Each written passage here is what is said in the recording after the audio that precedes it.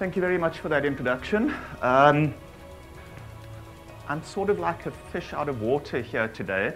First of all, I'm in a country that is rich in culture, and here I am coming to talk to you about culture and diversity in the workplace. And second of all, this is not normally what I do for a living. So my role at Oracle is really more product focused. I talk about human resources applications, and we have a number of those within the Oracle environment. But you'll be pleased today that I'm not here to talk to you about Oracle. I'm talking about something that I really have a passion for.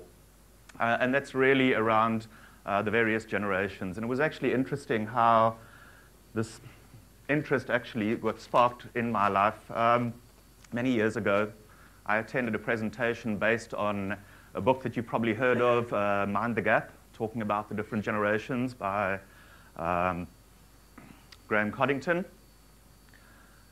And it was while I was sitting in this presentation that I actually realized a lot of the conflicts that I was experiencing in my home life. I'm in one of those fortunate positions where I actually have, within the family, within the house, 4 different generations represented. And there was always this conflict, and I never understood why my children wouldn't understand me, why I couldn't understand them. And my mother-in-law, who lives with us, was also just an anomaly. I could never get to understand her. And having sat through this presentation and started doing a little bit more research, it actually had an impact, first of all, on my family life in terms of I actually got to understand what made these people the way they were, what drove them, what motivated them, how to get the best out of them.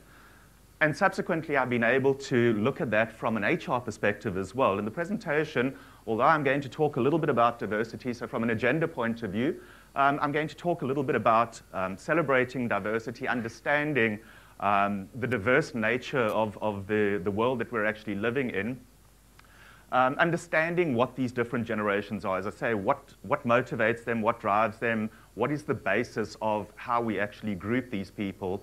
And then from a work perspective, how do we actually manage these people? How do we get the best out of the different generations that we're actually dealing with? So I'll talk a little bit about how do we attract the people? What are the things that we need to do to attract the various generations? How do we reward these people? And more specifically, how do we retain? If we've been talking about for a number of years now about the war for talent and the talent crisis that we actually have, we need to be able to retain these key people in the organization.